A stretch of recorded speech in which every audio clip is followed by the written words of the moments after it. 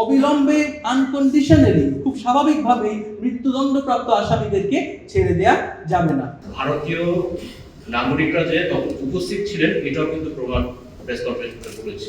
আমরা বিগত 16 বছর ধরে আর্মির মধ্যে ছিলাম এবং আমরা দেখেছি তারাই ফেক স্মাইলস, তারাই এসে আমাদেরকে সান্ত্বনা দিবে বা তারাই খুবই মহৎভাবে অ্যাক্টিং করবে। আমরা জানি তারা কারা, বাট আমরা এখন পর্যন্ত কনফিডেন্স পাই না কখনো বলতে কি যে তারা কারা। The army within the system, আমার রিকোয়েস্ট থাকবে যে যারা পজিশন অফ পাওয়ারে এখন আছেন, আপনারা যদি আসলে ট্রুলি এমবডেড করেন আর্মি কিসের জন্য স্ট্যান্ড করেন, দেন আমরা আশা করি যে আপনি যখন সরকার এই জিনিস রিপোর্টটাকে পাবলিক করবে তখন আপনারা আসলে আমাদের পাশে দাঁড়াবেন।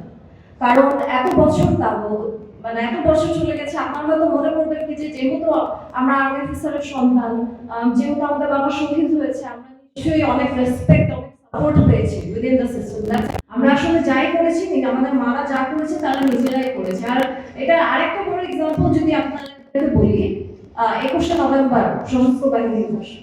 সশস্ত্র বাহিনী দিবস কিসের জন্য স্ট্যান্ড করে? যে সকল রিটায়ার্ড আর্মি অফিসার আছে, যত আর্মি সার্ভিং আছে, তাদেরকে দেশের জন্য এত কিছু ত্যাগ করেছে, কিন্তু আমাদের মাদেরকে 16 বছর পরে করা হয় কেন? তারা আমাদের বাবারা কি ইউনিফর্মে মারা গেছে দেখে তারা সম্মানটা ডিজার্ভ করে না? 16 বছর পর যখন দেশটা স্বাধীন হয়, আবার 16 বছর পর যখন শেখ হাসিনা পাওয়ার থেকে নিচে নামে, তখন অ্যাজ আ সিস্টেম ডিসাইড করা হয় যে তখন আমাদেরকে ওই অনার আর রেসপেক্টটা দেওয়া উচিত। আমার এখনো রিকোয়েস্ট থাকবে ইভেন সরকারের প্রতি, যারা এখন পর্যন্ত গ্যাজেট যেটা থাকার কথা, আমাদের বাবাদেরকে শহীদ হিসেবে ঘোষণা করার কথা, ওইটাও এখন পর্যন্ত পাস করা হয়নি। এত কিছুর পরে, এত আইডেন্টিফিকেশন পরে, এত কাহিনীর পরে এই জিনিসটা এত ইজিলি কেন পাস হবে না, ওইটাও আসলে আমাদের ভাবার একটা ব্যাপার। তাই আমি আশা করি কি যে আমার রিকোয়েস্ট থাকবে জনগণের কাছে, আমার রিকোয়েস্ট থাকবে আপনাদের সকলের কাছে কি যে আপনারা প্লিজ এটার ব্যাপারে কথা বলা বন্ধ করবেন না।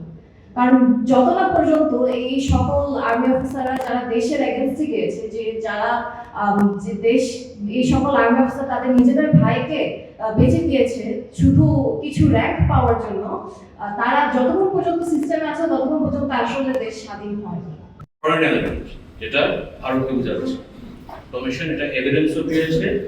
ভারতীয় নাগরিকরা যে তখন উপস্থিত ছিলেন এটাও কিন্তু প্রমাণ প্রেস কনফারেন্সে বলেছে। আর একটা হচ্ছে পলিটিক্যাল এলিমেন্ট। পলিটিক্যাল এলিমেন্ট কারা? শেখ হাসিনা, ফজলুল তাপস, শেখ সেলিম, জাহাঙ্গীর কবির নানক, মির্জা আজম, আরো আওয়ামী লীগের অনেক নেতাকর্মীর নাম আছে। সেনাবাহিনীর এটাই ছিল হচ্ছে আপনার যারা যেন তারেক সিদ্দিকী একটা প্যারালাল কমান্ড স্ট্রাকচার তৈরি করে ফেলেছেন, ওনার নেতৃত্বে হচ্ছে যারা মীর জাফরিটা করেছে এই সেনাবাহিনীর ভারতের সাথে। তো এটাই তো আপনাদের ক্ল্যারিফাই করে যে ট্রায়ালটি মূলত মোটা দাগে 3 ভাগে ভাগ করা হয়েছে। প্রথম, বিডিআর জওয়ান, যারা কিনা সবচাইতে বড় সংখ্যক, যদি ভুল না হয়ে থাকে 8 থেকে 9 হাজার বিডিআর জওয়ানকে বিডিআর এর অভ্যন্তরীণ আইন যেটা ছিল সেই আইন দ্বারা তাদেরকে সর্বোচ্চ 7 বছর পর্যন্ত সাজা দেওয়া হয়। 7 বছর পরে সর্বোচ্চ 7 বছর, তার মানে সকলেরই যে 7 বছর হয়েছে তা না, এরপরে তাদের চাকরিচ্যুত করা হয়। এবং আপনারা দেখেছেন বিভিন্ন সময় তারা আন্দোলনরত রয়েছে, তারা তাদের চাকরি ফেরত চায় এবং তারা তাদের যাদের বয়স চলে গেছে তারা কম্পেনসেশন চায়।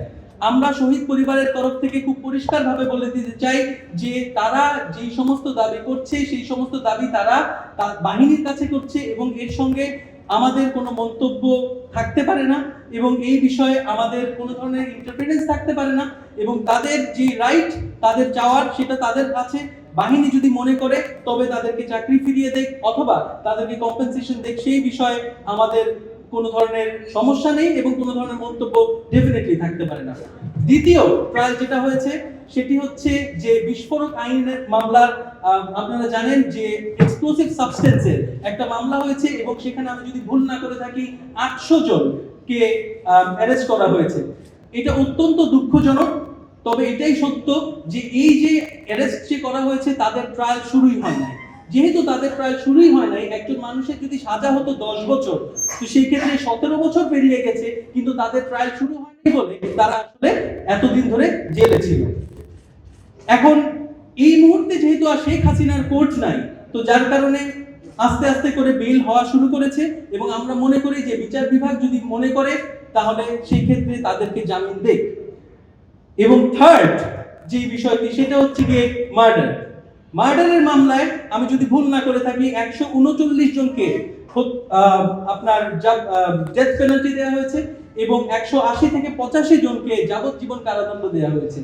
এই মামলাটি এই মুহূর্তে অ্যাপেলেট ডিভিশনে রয়েছে এবং অ্যাপেলেট ডিভিশন যখন কার্যকর যদি কিনা যেই কয়জনের ফাঁসি বহাল রাখবে তাদের ফাঁসি অতি দ্রুতই কার্যকর হবে। এখন এখানে আইনগতভাবে যে সমস্যাটা আমি দেখতে পাই সেটা হচ্ছে যখন কিনা একটা মামলা কগনাইজেন্সে কোর্ট নিয়ে নেয় সেখানে আর রিইনভেস্টিগেশনের কোনো সুযোগ নাই। তবে শহীদ পরিবারবর্গের থেকে আমরা পরিষ্কার করে বলতে চাই যদি সেই সুযোগ থাকে তবে সেটা রিইনভেস্টিগেশন হোক, এতেও কোনো অসুবিধা নেই। তবে অবিলম্বে আনকন্ডিশনালি খুব স্বাভাবিকভাবে মৃত্যুদণ্ডপ্রাপ্ত আসামিদেরকে ছেড়ে দেয়া যাবে না।